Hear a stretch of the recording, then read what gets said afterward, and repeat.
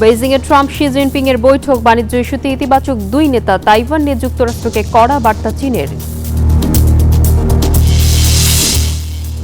নেতানিয়াহুর আমিরাত সফর ঘিরে বিতর্ক, আবুধাবিকে কড়া হুঁশিয়ারি তেহরানের, রেড লাইন না মানলে সমঝোতা নয় বলছে যুক্তরাষ্ট্র। ভারতের উত্তরপ্রদেশে ঝড় ও বজ্রপাতে শতাধিক মৃত্যু, বহু এলাকা বিদ্যুৎ বিচ্ছিন্ন, উদ্ধার ও ত্রাণ কার্যক্রম চালাচ্ছে স্থানীয় প্রশাসন। স্বাগত গ্লোবাল টাইমে। বিশ্বের নানা প্রান্তের খবর নিয়ে আপনাদের সঙ্গে আছে আমি নাফিসা জামান। দেখছিলেন শিরোনামগুলো, এবারে বিস্তারিত।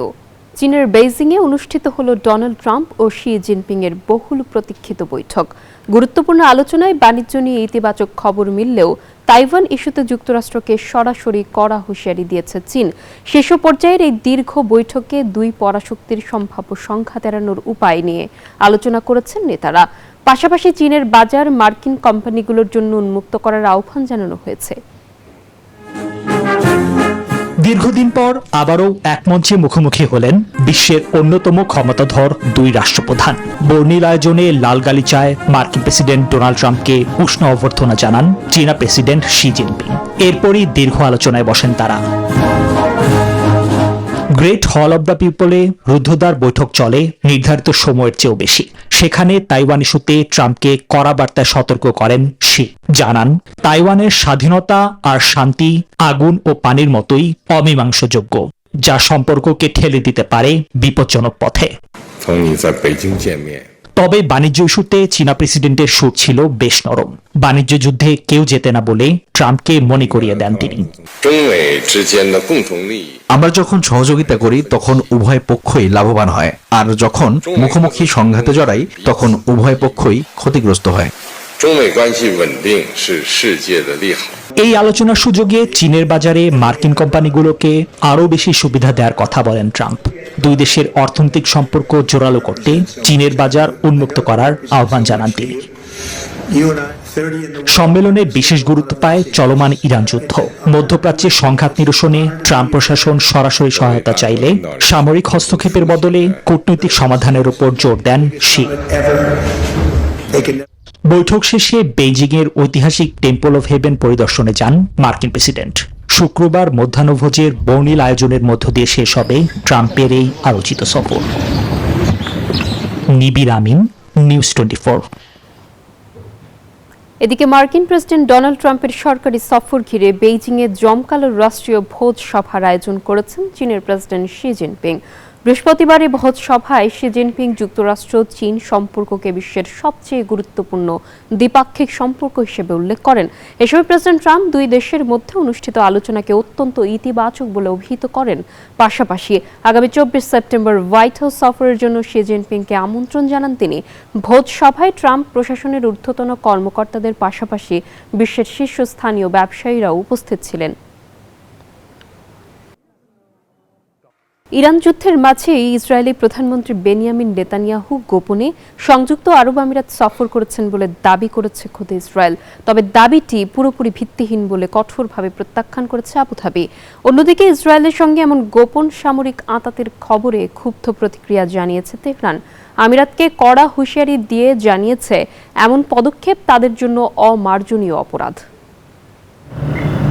যুক্তরাষ্ট্র ইসরায়েলের সাথে ইরানের যুদ্ধ চলাকালেই আরব আমিরাতের প্রেসিডেন্টের সাথে গোপন বৈঠক করেন বেনিয়ামিন নেতানিয়াহু। ইসরায়েলি প্রধানমন্ত্রীর কার্যালয়ের দাবি, এটি দুই দেশের সম্পর্কে ঐতিহাসিক মাইলফলক। সে সময় আমিরাতকে রক্ষায় আয়রন ডোম ও সেনাও পাঠিয়েছিল তেল আবিব।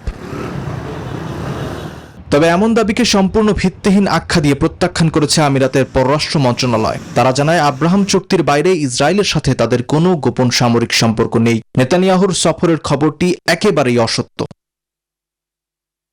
এদিকে কথিত এই সামরিক আঁতাতের খবরে চরম ক্ষুব্ধ ইরান। পররাষ্ট্রমন্ত্রী আব্বাস আরাকচি জানান, এই গোপন সফরের বিষয়টি তাদের গোয়েন্দারা আগেই জানত। এমন সংকটে ইসরায়েলের সাথে হাত মেলানো আমিরাতের জন্য অমার্জনীয় অপরাধ, যার জন্য দিতে হবে চড়া মূল্য। Desk report, news 24। ইরানের সঙ্গে পরমাণু ইস্যুতে আলোচনায় কিছুটা অগ্রগতির কথা জানালেও নিজ শর্তে অনড় যুক্তরাষ্ট্র।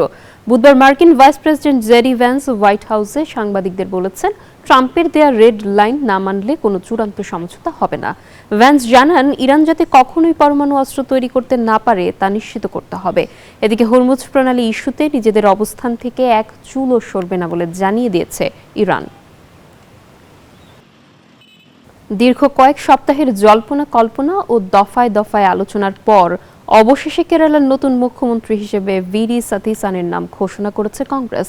এর মধ্য দিয়ে মুখ্যমন্ত্রী নির্বাচন নিয়ে চলা 10 দিনের অনিশ্চয়তার অবসান ঘটল। বৃহস্পতিবার নেতৃত্ব সংকট ও অভ্যন্তরীণ টানাপোড়েনের মধ্যেই কংগ্রেস হাইকমান্ড এই সিদ্ধান্ত নেয়। আগামী 18ই মে নতুন মুখ্যমন্ত্রীর শপথ গ্রহণের কথা রয়েছে। ভারতের উত্তরপ্রদেশে তীব্র ঝড় ও বজ্রপাতে শতাধিক মানুষ প্রাণ হারিয়েছেন। ঝড়ের তাণ্ডবে বহু এলাকার নেটওয়ার্ক বিচ্ছিন্ন। ক্ষতিগ্রস্ত হয়েছে ঘরবাড়ি, গাছপালা, বৈদ্যুতিক খুঁটি। বিপর্যস্ত হয়েছে জনজীবন। এ ঘটনায় শোক প্রকাশ করেছেন মুখ্যমন্ত্রী যোগী আদিত্যনাথ। 24 ঘন্টার মধ্যে ত্রাণ বিতরণের নির্দেশ দিয়েছেন তিনি।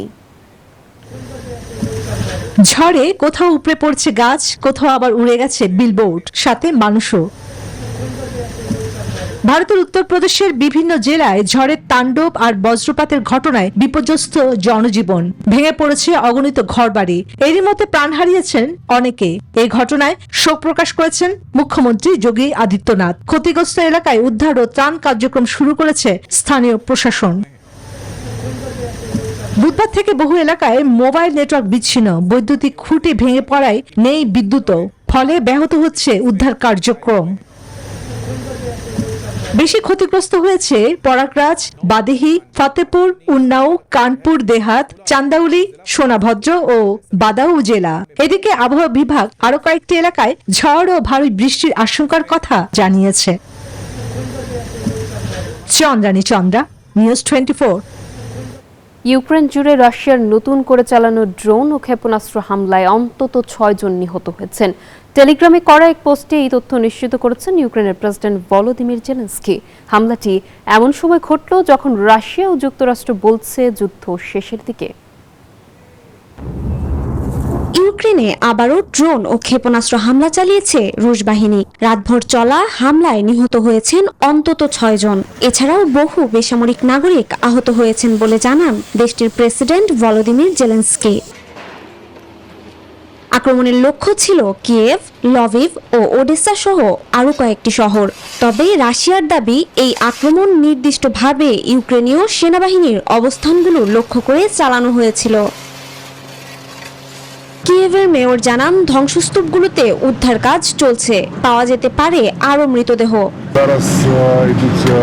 উদ্ধার অভিযান চলছে, আরো মৃত্যুর প্রবল সম্ভাবনা রয়েছে। আমরা এমনটা অনেকবার দেখেছি। পুতিনকে বিশ্বাস করা যায় না।